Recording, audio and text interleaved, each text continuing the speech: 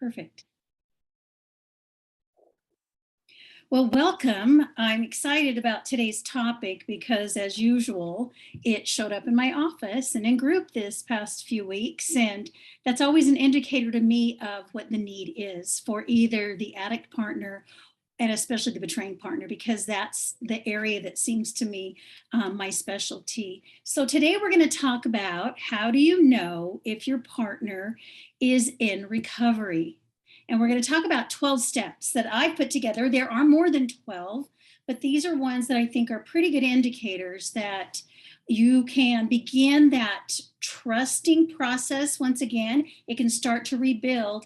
And again, I'm going to give you a reminder that what I tell my groups and my clients that we need consistent recovery over time.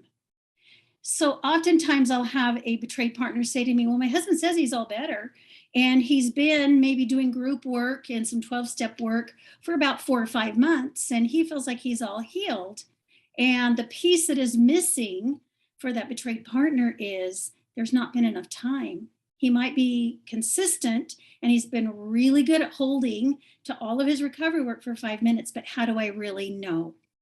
And so a lot of times the question I see come into my office is, how do I know I can really trust him? What is it that I need to look for? Is there any proof that he is changing? And oftentimes I see that my betrayed partners who are struggling with some of the less healthier safety seeking is because they're really feeling like they can't trust their partner and they're outside their window of tolerance. And sometimes, if we can kind of have those indicators that let you know that they're in recovery, I'm finding that some of those partners can kind of calm down and get grounded again if they can recognize the progress that their betraying partner is making. So let me just a couple of definitions before we get into the steps. First of all, the difference between sobriety and recovery, because there's a difference according to what we teach where I work at Family Strategies Counseling Center. Sobriety is abstinence. It's abstinence from the sexual acting out behaviors, whether it's sex addiction, whether it's sexting, or it's pornography use, masturbation, whatever it is that's part of the addiction cycle of that addicted partner. The thing we call this in our program is we white knuckle.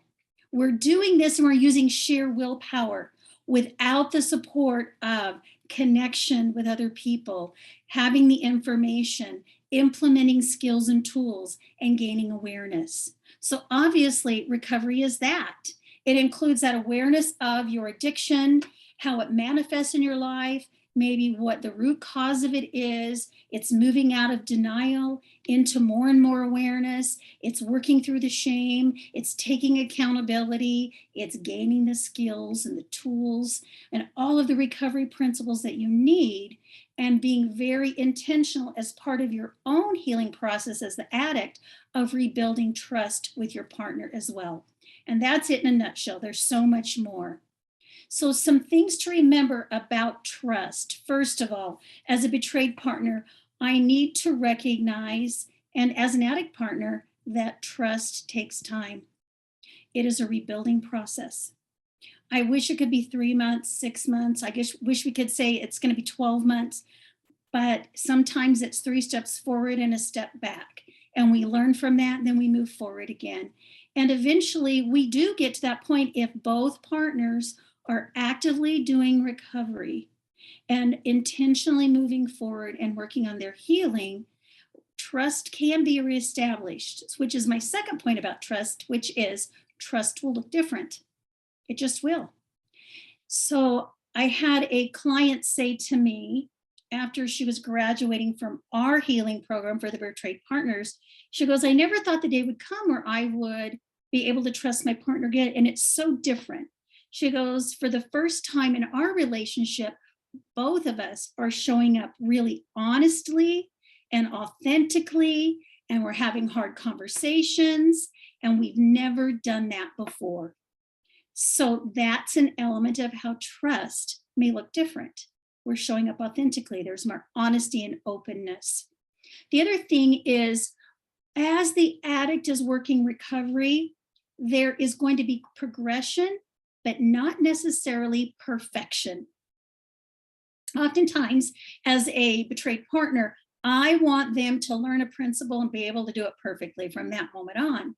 The fact is they're going to make mistakes and they are going to have to learn from those mistakes. And so they may end up going back into gaslighting behavior. And hopefully, if they're in recovery, they'll start to catch themselves. Or if you, as the betrayed partner, brings it to their attention, then they're more willing and open to hear it and recognize it. So we're going to see progression along the way with mistakes made. So I had a client come into my office recently and she shared, my husband had a slip. And for the first time, he came to me immediately within our 12-hour window and told me about the slip. And she said, I was so surprised. She goes, I stayed so grounded. And I was actually able to sit and hear what he had to say. And he came to me and he shared and he told me the whys and he told me what he's going to do. And he's going to work through and do a recovery prevention sheet and bring it back to me. And she said, in that moment, what helped me to stay grounded was that even though he made a mistake, he came to me and he was vulnerable, he was open, he was honest, he shared with me his awareness. And she goes, that helped me to see that he was in recovery. So that's a great example of they're not going to do recovery perfectly, but if they're progressing and they're learning from the mistakes, that's what recovery is all about. Also, addiction recovery and healing from betrayal trauma has a learning curve. I see it all the time. So how it shows up in the addict, and we've talked about this briefly in the past, is I see that there's a lot of denial that they've got to work through. And as they're working through denial, then they're having to face shame and they're working through shame. And then eventually they get to accountability. So I can see this progression, right? This learning curve that takes place. For many of the addicts, for the very first time in their life, they're showing up authentically and honestly. So it's interesting because sometimes the addict partner will say no when they want to say no. And in the past, they never did.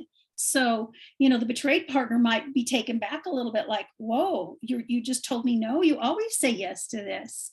And then they may not do it in the best way, the addict partner, the way they say no, but over the course of time, through that learning curve, they're going to become better at showing up authentically and being honest with their feelings and their emotions. Same way with the betrayed partner. She's going to learn, or he's going to learn over time, that getting activated and being outside the window of tolerance may take less and less time to get back into the window of tolerance. So I can find those skills and tools that work for me. I can implement them right away. I remember to use them and I get grounded so much quicker. So that's an example of the learning curve. Also, we've got to keep in mind that recovery takes 3 to 5 years, especially for the addict, because it's all about, we've got to teach the brain and rewire the brain and show the brain how to function differently. So instead of being in that limbic part of the brain where addiction resides, we are creating new neural pathways or wiring to the prefrontal cortex, that front part of the brain, which is the executive functioning part of the brain. And the brain just takes time. And it doesn't mean that you're going to be in the worst of the worst in recovery. It just means that before things become natural and it's your go-to. But in recovery, both with the addict and the betrayed partner, you never start doing your recovery behaviors. You are always going to be doing recovery. And that just becomes a part of your life. It becomes integrated into who you are and how you live. So now that we've got that established, let's talk about some 12 signs that the addict partner's in recovery. And I think this serves well not only for the betrayed partner, so you can kind of check in and see, okay, I am seeing this in my partner, or I'm beginning to notice that my addict partner's doing this. And for those of you who may be addicts, this is also a good litmus test for you to see how you're doing in your own recovery. So number one, I find that when someone is in recovery, they begin to accept responsibility for their actions. not just their actions that are part of their acting out and their addiction, but it's also the day-to-day things. You see a person in recovery doing what they say they're going to do. So their actions and their words are congruent and they match up. That's really important. A betrayed partner is so in tune to this very thing. They want congruency and they are a little bit hyper vigilant at times. This is some of their safety seeking to make sure that what you say you're going to do, you're going to do. So if you say I'll be home at 6 and you come in at 7, that shows them that you're not being responsible in that area of your life. So are you being responsible in the recovery aspects of your life? So that's how they sometimes make that connection. Also, when someone expects responsibility, they don't become defensive. They don't turn around when somebody says, you've done this to me, and they begin attacking because they're feeling vulnerable or they're feeling weak in the moment. You're able to kind of shield up, we say, and hear the hard things and accept what that person's saying and check in with yourself and see if there's truth to that and accept what you need to accept and take responsibility for what you need to. The other one is that you're constantly working for congruency in everything you do and everything you say. So I talked about how it needs to match up, but you're aware of it and you're constantly working on that, okay? The second thing that you see with somebody who's in recovery, when they make a mistake or when they offend somebody, they're willing to apologize. And they step out of defensiveness. They may do things that are unintentional, and that's okay. You can say that was not my intention. I didn't mean to hurt you. But we do that, or we say, you know, you're right. I messed up there. I need to do that differently, rather than automatically going to defensiveness and saying, yeah, but you do this and you do that. So that's why I did this, which is common for all of us to do. But for a betrayed partner, when this happens, it takes them into some thinking at times like, this is never going to get better. They're never going to get it. I don't know if this relationship is going to work until he accepts responsibility. You know, why is he always making it about me or she making it all about me? So they're very sensitive to that as well. So they cannot blame somebody else for their own actions. So that's an important piece right there. Number 3, we see that somebody in recovery begins to be more patient and more empathetic with their betrayed partner. Not only their betrayed partner, if they've got children, they're that way with the children. They're that way in general. So you see increased patience. You see the addict partner able to hold space, we call it, for their betrayed partner when they're having distressing emotions. And they can sit and hold that space and allow them to express those emotions without getting outside of their own window of tolerance. And again, that's one of those things that takes practice. It's a hard thing to do, easy to say, hard to do. But the more you do it, the easier it gets. I'm here to tell you that. I tell my clients oftentimes, and the couples I work with, rather than thinking about how you're going to come back at what that person's saying, step out of that behavior and listen for their feeling words. If you can do that, then you can work on being more empathetic. So listen to the emotions they're sharing with you, those feeling words, and that's where you go. You check in with them on that. You try to relate to that, okay? The next one is that the addict partner is taking active steps in helping the betrayed partner feel safe. So what that looks like is the addict partner makes their own counseling appointments on a consistent basis and then keeps them. An addict partner finds their 12-step meetings and finds one that they feel that they fit in with and that works for them and meets their needs.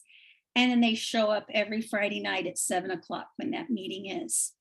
If you're out of town and you've committed to going to a 12-step program every week, then you find a program in the area you're at and you go to a meeting. So it's that I'm going to help you feel safe by consistently making and keeping the agreements for getting the help that I need. And so you're consistently attending recovery and group meetings where you're learning more and more about all those recovery principles. And you're also creating connection with other people who can help you in a healthy way in your recovery. The other thing is you're allowing your betrayed partner to have free access to the areas of your life where they have felt betrayed. So I think this is just about every area at first. So it's your phones, it's passwords, it's social media. It might be your partner asks you to get off of social media. You need to willingly do that to create safety. It might be taking over the finances and having access to bank accounts. They may ask you to keep your phone location services on at all times. Those are the things that you do to help create safety for the betrayed partner. The other thing is you've got to be open, honest, and vulnerable and transparent about everything, even the little things. So I'm going to tell you how this shows up sometimes with couples, and that is, especially with finances. I encourage my couples to have a set amount that if something goes beyond a certain dollar amount, we check in with each other. Because if I have a partner who goes and sees a significant sum of money coming out of the checking account, that could really trigger them or activate them. And then they go even more into some safety seeking. And some of that safety seeking might even include getting angry with their partner, the betraying partner the next time they see them because they're so they're so shook up about the fact that this money's gone out and what's going on, and their mind will take them to all sorts of crazy places. So even the little things, like I've already mentioned, if you're going to be home a little bit late, let them know. If, let's say, one of your betrayed partners triggers is you going to lunch with coworkers that are female, then you need to make sure that you have set into place that you don't go alone. And even if you go with a group and there are female coworkers there, then you come home and you let your partner know as soon as it happens, or you let them know beforehand, we have a work lunch today, and here are the people that are going to be there. And let your partner know how you're going to create safety. It might be, here's who I'm going to sit by. And, here's what the topics of conversation will be. And all of those things create safety. I could go on and on about that, but there's just some few basics on that. The next step number 5, or item number 5. Okay, this is something that's really important, and that is, as someone works further and further into recovery, I see that they develop the skill and the ability to negotiate difficult situations and not take things personally. We talked about this a little bit already, and that is that as the addict gets further into their recovery, they've got more self-awareness. And so they're able to handle difficult situations in healthier ways as time goes on. So they can sit and listen to their betrayed partner's point of view. They try to understand them. They may not jump right into solving the problem. They can literally stay grounded while hearing difficult conversations. And lots of times, that's all the betrayed partner needs, is to be able to verbalize and talk through some hard things. They may not need you to do anything else but listen. And so as you work in further and further in your recovery and you're gaining those skills and tools, you'll be able to do that. Okay. Number 6, somebody who is in recovery respects their partner's boundaries, so the betrayed partner's boundaries, and they're learning how to set and maintain their own healthy boundaries. Boundaries become very, very important. So they're willing to listen to, respect, and honor the boundaries that their betrayed partner has put into place. They may not understand it at first, and you can ask the why. But if your partner lets you know, I just need it for safety, then you need to go with that, unless it is so ridiculous that you might need to both of you go in and work with your respective counselors on figuring out maybe what is a healthier way to do that boundary. I have had that happen with some of my clients, and we've talked through it. And sometimes it's easiest to kind of get to the bottom of it with a therapist rather than trying to do it, as a couple who are in the middle of their own recovery. Another thing is that you see the addict partner beginning to set boundaries that really support and promote their own recovery. And so, with that, it means that the addict is very aware of maybe their own triggers. So, if they know that their triggers are being on social media on their own, they're getting off social media, they don't get on it. If they know that, um, they have very poor boundaries with women at work, then they don't have anything to do with anybody, any females at work alone. They always make sure they've got people around them. If they have decided that for their own recovery, they're going to be going to counseling every 2 weeks or going to their meetings, then they're doing that. So they're putting their boundaries in place and they're holding to their own boundaries. They're putting healthy boundaries into place with others. So what this looks like many times is with a betrayed partner, they need to feel like they're important and special and that their addict partner is there for them. So sometimes that means that boundaries need to put into place where you really honor the betrayed partner ahead of maybe parents or your family of origin or even coworkers. So sometimes you've got to be very aware of that. Are my boundaries in the proper order? Okay. And then also, the addict needs to learn how to set, loving, gentle boundaries with the addict, the betrayed partner that promotes their own recovery. So sometimes they have to say no, that's not going to work. I've got to go and I've got to do some self-care. I haven't done that yet today. So, I can't sit down and watch this movie with you right now. It doesn't mean I don't love you. It means that I've got to go in and I've got to do some step work that I'm going to do before, the sun goes down. And I need to go to bed by 10 o'clock because that's part of, my dailies that I do. And I want to make sure that I'm doing my recovery work. It doesn't mean I don't love you. It means that I'm trying to put this into place and hold to that boundary. Okay. Number 7, the addict is no longer purposely manipulating or gaslighting. They're very aware. They've identified how they manipulate, how they gaslight, and they are intentionally stepping out of these behaviors. So I find that as the addict partner works through their own denial and their shame, the more awareness they have, then they start to recognize, oh, that's the behavior I did. That was the manipulating, that was the gaslighting, right? It's all of a sudden my blaming or my shutting her down and not willing to talk. Oh, that was gaslighting. I can't do that. I've got to learn how to say it differently. I've got to just sit there and have that conversation, even if it's hard. Or I maybe need to take a time out that's appropriate and then come back to my partner and discuss it. Okay. Also, the addict partner has to learn how to live more authentically and honestly in all aspects of their life. So again, when I'm authentic and I am honest with myself, then that means that I have to check in if somebody says, Debbie, you're doing this. And, when you did this, it hurt my feelings. I've got to be able to check in and go, gosh, is there some truth to that? And is there something there that I'm responsible for and I need to be accountable for? So I find that when you get to that place, you typically aren't doing any more manipulating and gaslighting because there's that self-awareness and you're willing to do what you need to do to correct something within the relationship that promotes connection. And you're stepping out of behaviors that create disconnection. Remember that this process does take time because we're talking about changing behaviors and sometimes it takes us a while. Even when we recognize our behaviors, it takes us a while to figure out how to do it differently as well. Okay, number 8. You see your recovering addict is working with a qualified sex addiction therapist or counselor. Sometimes finances don't allow for that, and we need to take that into consideration, but sometimes finances are used as an excuse not to get counseling.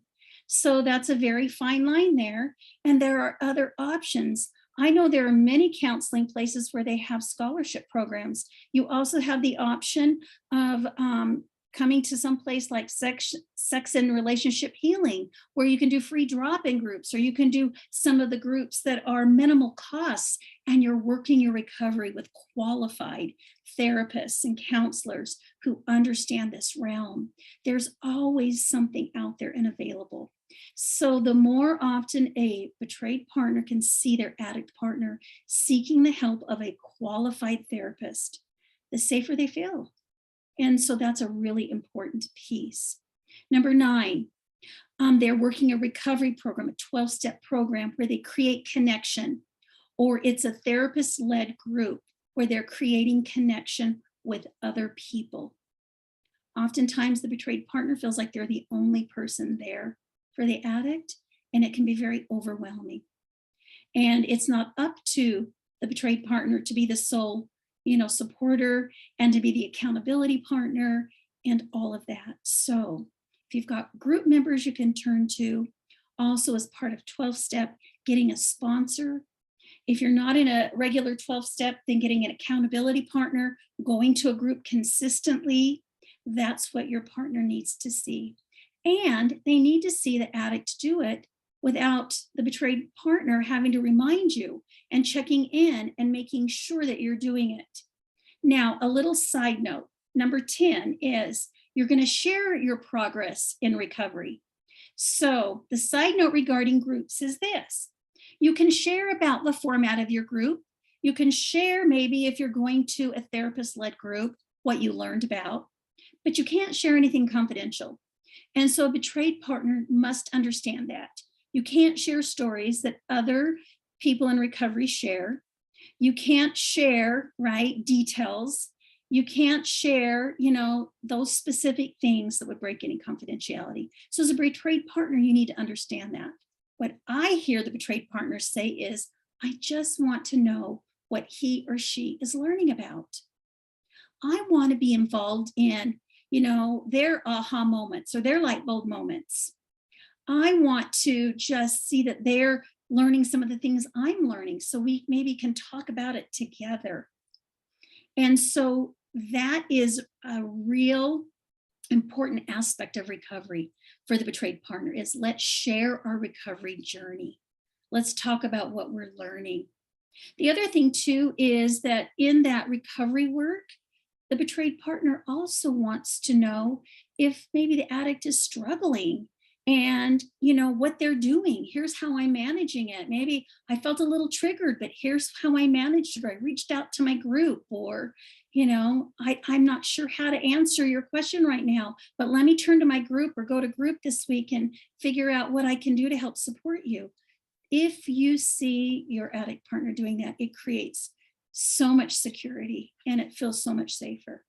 Number 11, if your betrayed partner needs a therapeutic formal disclosure, you're willing to do it.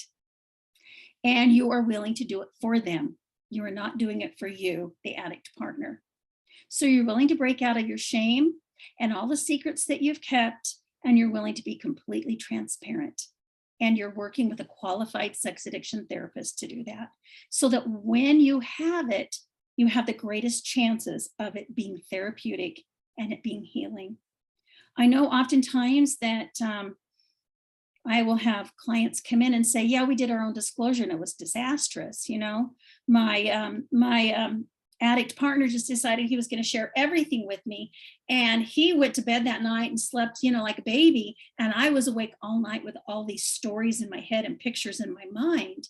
And so that's why it's so important that if you're going to do a disclosure, that you as the addict create safety around it for your partner. Provide for them what they need. Do it with the help of somebody who's qualified.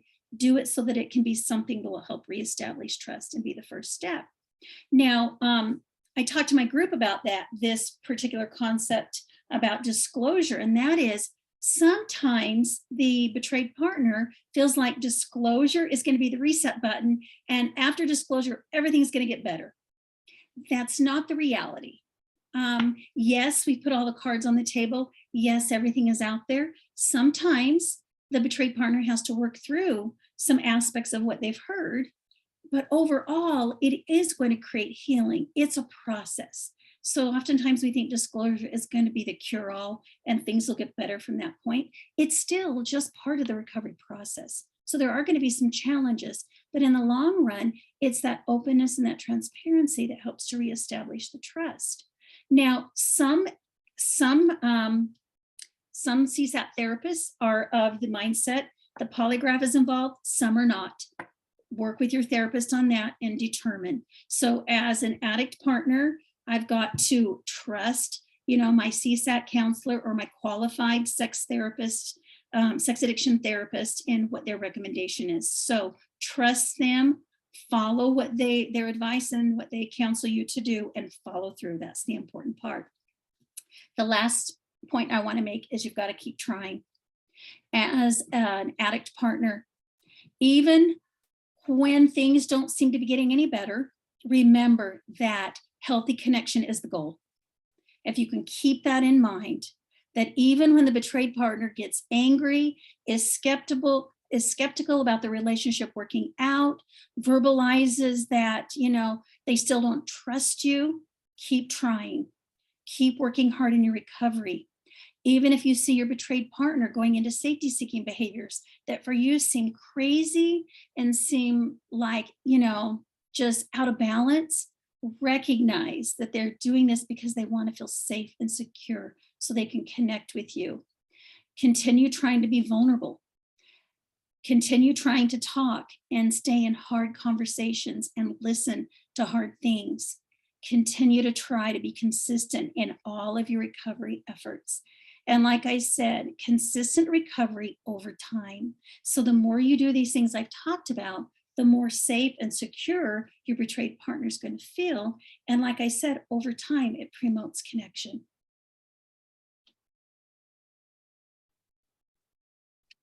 Great stuff. I took so many notes again, as usual. So, I wrote down with the 3 to 5 years, don't be discouraged, because just like you said, you'll see things start to change. So, I think at the longer time frame, like it is, it's, intuitively know how to handle situations which used to baffle us. I wrote that down.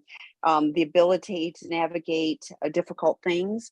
One of the promises of the 12 steps is we will intuitively know how to handle situations which used to baffle us, which was everything in life, basically. So to be able to navigate, emotional things and financial things and whatever it is. So it is. And, there are speed bumps along the way. I was just talking to somebody, I was like, right before this, I was like, yay, because this person, was had been through Seeking Integrity. He was calling me, he's sponsoring people, he's doing really great stuff. I won't go into any confidential details, but he was like, well, it isn't, it isn't that life has just gotten, completely easy, but he's doing the work. He's still doing his recovery work, and he's prioritizing that. You talked about that too. It's like, that has to be a priority, for him. And he makes time for that. And he celebrated 3 years. And I'm like, yay. And he's, it's like life is so much better and different. And I said, unfortunately, addicts often get caught in I'm afraid to give up these things. So I said, I'm glad you were willing and you've taken the steps and you continue the journey, and he can continue, like, the keep trying, like, it's not without its speed bumps, but you keep trying. And, and I was thinking when you're talking about the partners, they may be just having a bad day and get triggered by something, and it isn't even what the addict did, but I mean, we all have bad days and something happens at work, or I mean, whatever, somebody cuts you off at the parking lot, whatever, and it's got nothing to do. So the ability to just go, it's not personal. I'm gonna take a breath. I'm gonna ask. I'm gonna be curious. What's going on? You seem really upset. Whatever. Rather than being the defensive and well, you did this and that. I mean, if ultimately, I mean, you talked about formal therapeutic disclosure. If the goal is to set the foundation for moving forward with the relationship, we've talked about this before. Don't we all want and deserve to have the best relationship that we can possibly have? Why would we settle for a half relationship? We want joy and connection and harmony, and I know some of those are lofty goals and it isn't 100% perfect, but those are things that are worth striving for, that we know that person is with us and there to support us, and we them, and yes, it's chaos and problems initially, but as you're working through that process, you start to see those dividends happening. there was something else that oh, wait, that formal therapeutic disclosure. I will tag on to that too with Dr. Rob does a peer case consultation group with professionals from all over the world. What is the most talked about topic? That it is formal therapeutic disclosure. So I get these calls all the time too, where, we've done it ourselves. This is not a do it yourself project. It goes badly, well, she wanted to know. I hear that. She's safety seeking. She thinks she wants to know. What she really wants to know is how bad is this? Is it, but when I hear then from partners, as I always do, I've heard the drip, drip, drip, and I've gotten, I keep getting information and it just keeps, coming at me, and there's no safety for partners. That just makes things even more unstable. But like you said, the addicts go, I'm like, yeah, that's everything. I'm going to go, I'm going to sleep good tonight because, whew, I feel so much better. It's unfair to partners, and partners, unfortunately, do often think, if I just understand, um, and I'll also say this before we get to the question, but partners are always going, why did he do that? It's like, if I can just understand why. And I often say, you have a normal brain. You do not have an addict brain. It's in our brokenness as addicts that we are, seeking behaviors to help us cope in a maladaptive way. And we're blame shifting and we're doing all of these problematic things. Are we, really good people and have lots of great qualities? Yes. And then we've got this really dark, aspect, so, so on. I don't, I think we can eventually know most of the whys or whatever. That does not mean that we have to know the why in order to get into recovery. So it's, accepting that it's a process. Keep trying. I love that you say that it's just keep trying, and doing the check-ins. You've shared, the daily check-in. There's different methods of doing that, but like, that's the communication. And then you start going, okay, we're communicating, we're building, we're building some connection, we're starting to do things differently. And when you said, like, if you say you're gonna be home at 6 o'clock and you come home at 7, I'm like, if you come home at 6:05, like, I mean, it's like, I'm on my way home, traffic is worse than I thought, whatever it is, truthfully, but it's checking in. If you say you're going to be home at 6, it's Mhm. 6, it's not 6:02. I mean, that's the level of accountability and responsibility we have to take. I used to be a tardy, kind of tardy Tammy. I don't. I mean, like, I'm honestly, I thought about it when you were talking about that. I was like, it's really important for me. That is one of the things I had to really work on in recovery is, being accountable with my time and not, keeping others waiting. So it is taking responsibility, across all aspects. So great stuff. We do have a question. Let me put glasses on. Okay, the question is, how do you get back to loving your partner freely? My husband is doing everything right for more than 2 years since I found out he is becoming the man I thought I married. However, resentment and fear won't allow me to love him like I did before. Am I going to be able to feel relaxed in the future after the 5 years? Do couples really have a wonderful relationship after this? Okay, so many great questions there. Let me start by really validating where you're at, because this is something I do commonly here.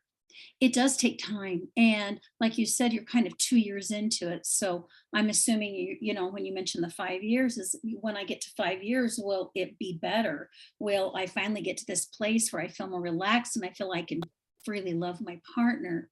So my first point to you would be, have a lot of self-compassion, that where you're at is normal, because 2 years into it, it takes a while to really get to that place where you're out of the resentment and the fear.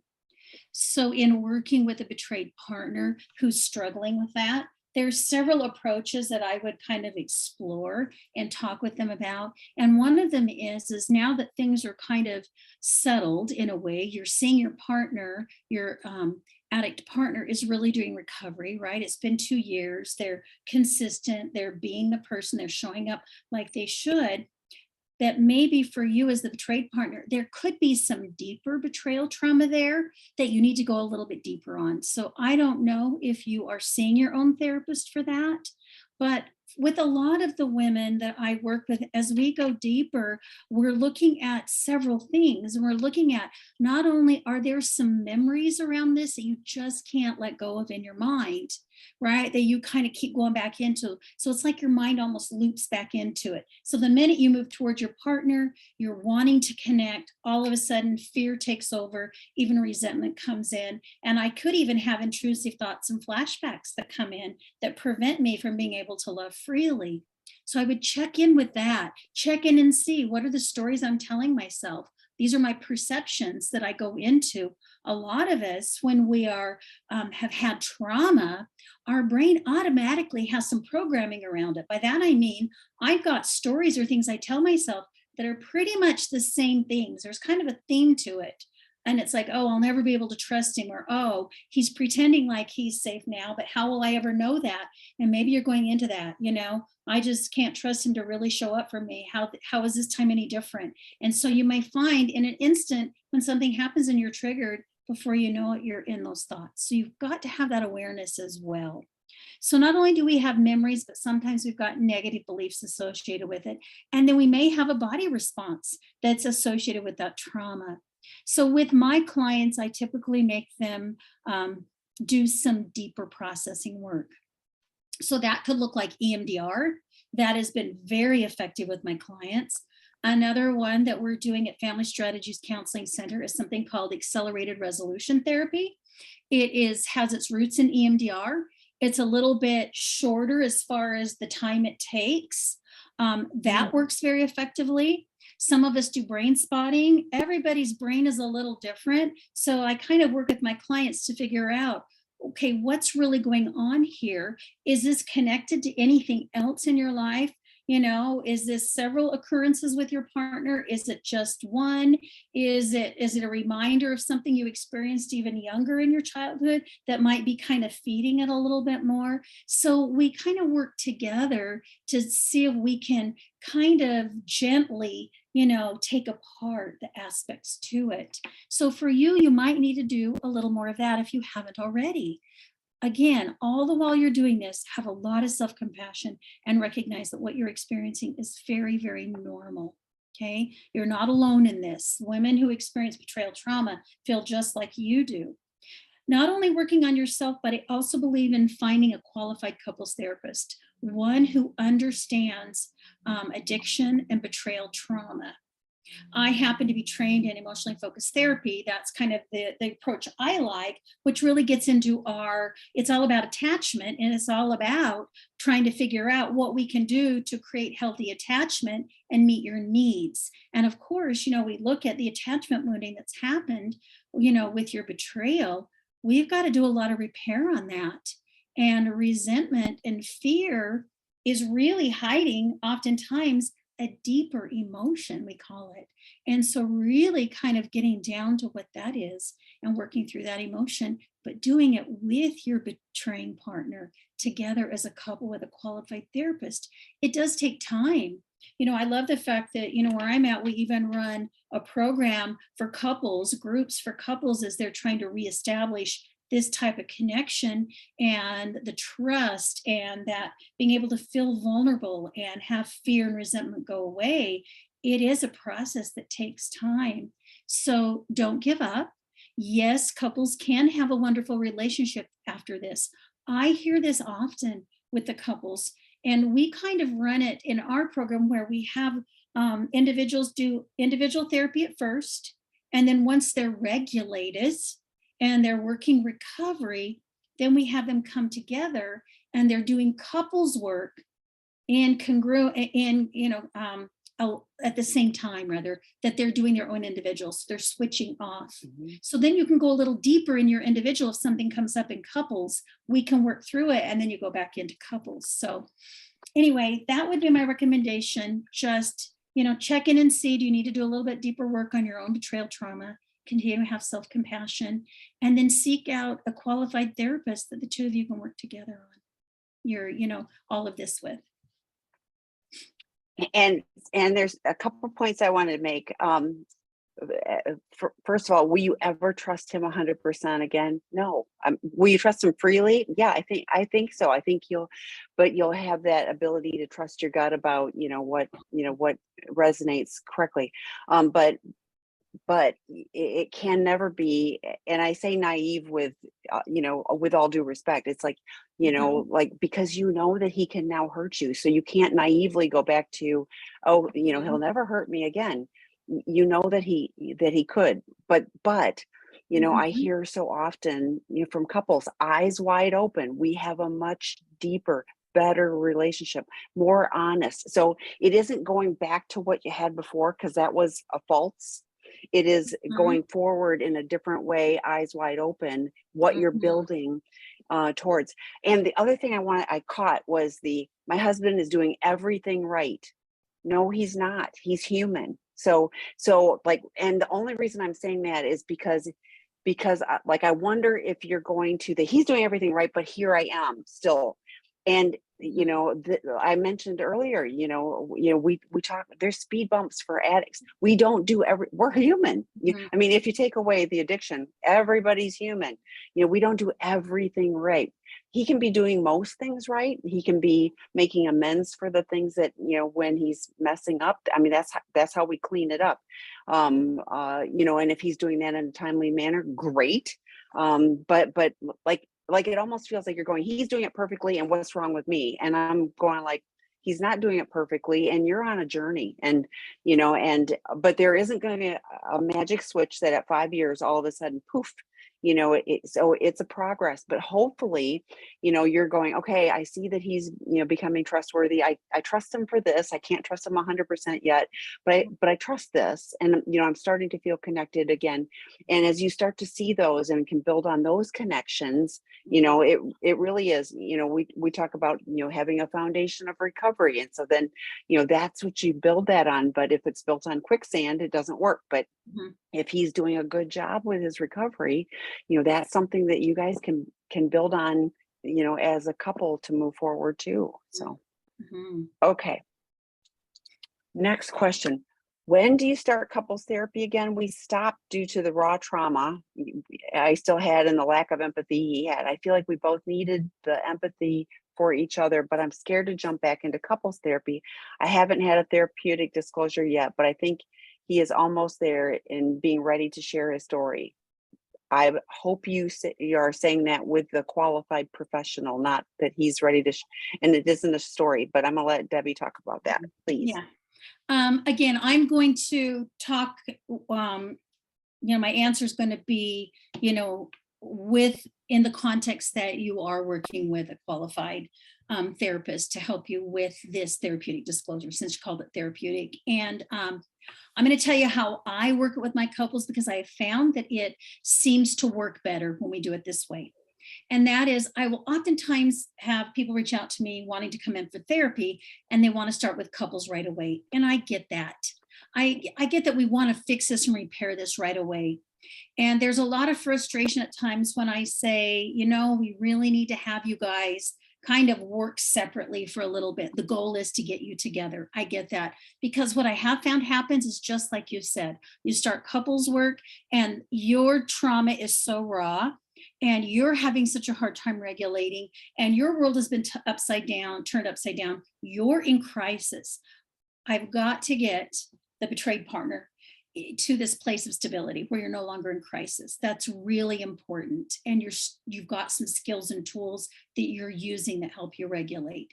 So oftentimes we might meet once or twice as a couple, put together a game plan, and then have each partner go into their own individual therapy. I like doing couples after we've done disclosure. And I'm going to tell you why. We work very closely with the individual we're working with in disclosure, in all of the disclosure prep. Because I do work with partners, I'm working on helping them understand how disclosure in the past may not have been very healthy and how it's going to be different this time. We do come up with a self-care plan as they're preparing for disclosure, the week of disclosure, the day of disclosure, as you're going to disclosure, during disclosure, and post disclosure. And then we follow up with individual counseling afterwards. And we will bring each other into both of them together, couples into the individual therapist office for doing things like the accountability letter post disclosure and doing the impact letter. So we are at times bringing the couples together in the individual's therapist office as the need arises. So once we get through disclosure, once things have finally stabilized after disclosure, we can start to see the areas where we need to go back and do a little more couples work in. But again, I like my betrayed partners I work with, I like them to have a pretty good tool belt at that time. They've been working on, through the Prodependence lens, all those different skills and tools. They've been working through their grief and their loss, and they understand safety seeking, and they've got, you know, a first aid kit put together, and they're using recovery tools when they're, you know, dysregulated, they're outside their window of tolerance, and they've got some good self-awareness. The same with, I find, the addict partner. They've got to really understand their shame.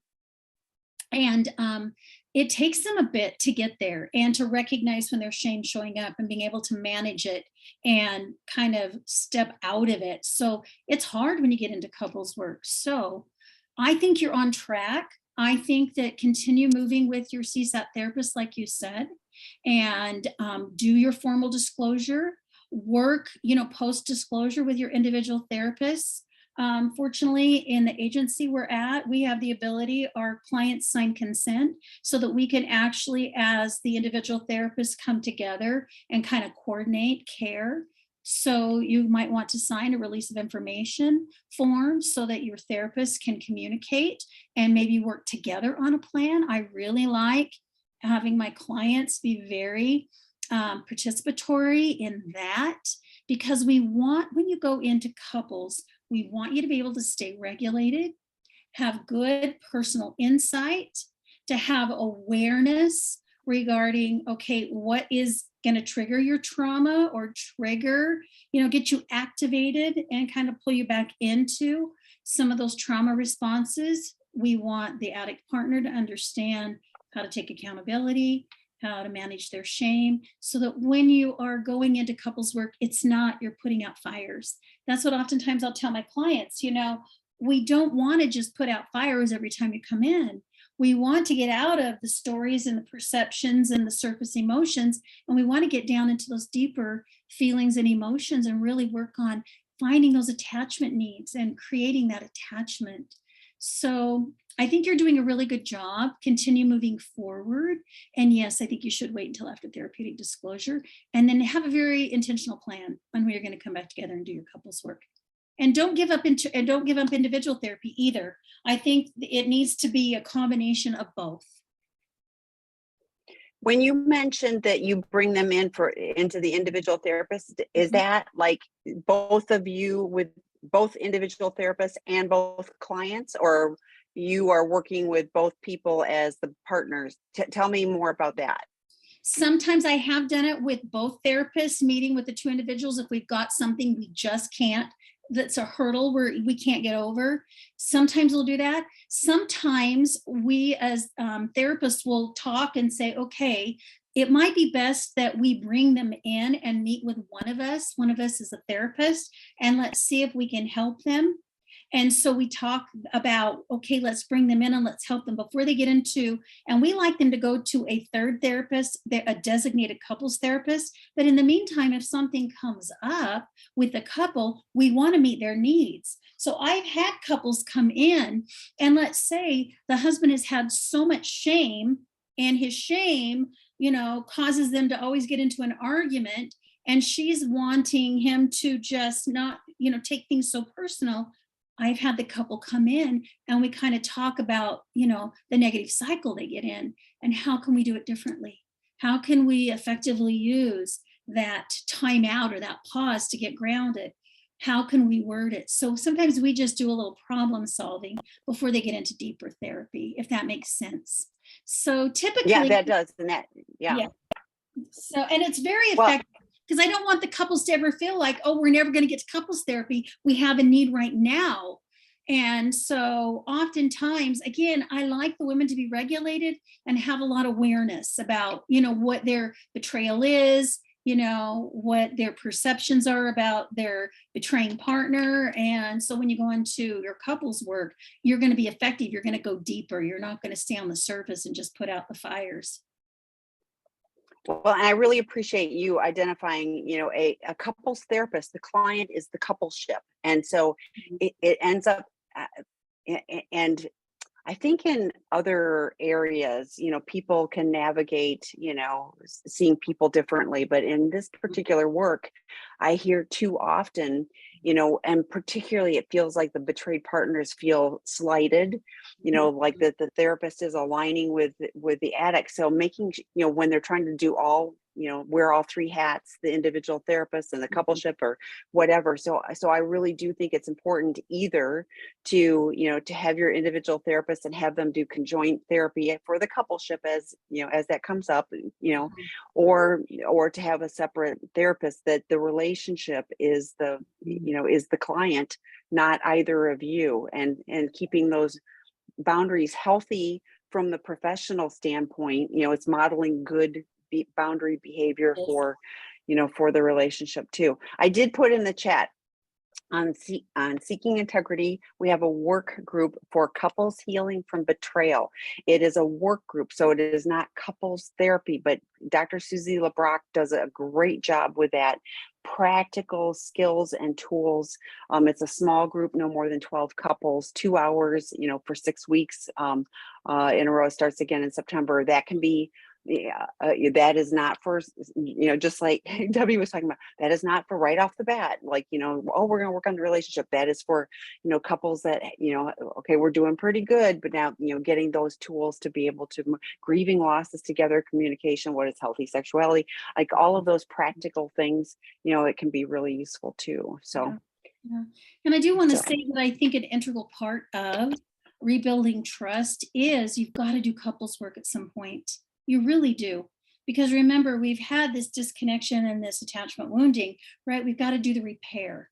And sometimes the repair means that we've got to work together with somebody who understands how to assist you in that. So that's a real important part. Not only the individual, but that piece is very, very important. Well, and I get people, and often there's missteps, like they've done the vomit disclosures where I'm going to tell everybody, and like nobody got the manual for this stuff. I mean, I cringe when I hear that stuff because I always feel so sorry for the betrayed partners that are are getting that, but no, nobody thought, oh, in year whatever of our relationship, I'm going to have this discovery and we're going to have to deal with it. I mean, so giving yourself grace of like, you're doing the best you can, you're leaning into good resources, you're gaining knowledge about how to do this. You're not going to do it perfectly, but hopefully you're making progress. I mean, I have the good fortune, to hear the other side, people that are making I hear that we're in crisis too, but I get to hear, we're making progress, we're doing good, and one day at a time, but so I'm grateful. Thank you to Debbie. Grateful for your time and all the information as always. It's great content. Thank you for all your questions and for showing up on a Friday. And we'll see you next time. Scott and Matt are on next week. So bye, everybody. Bye. Thanks.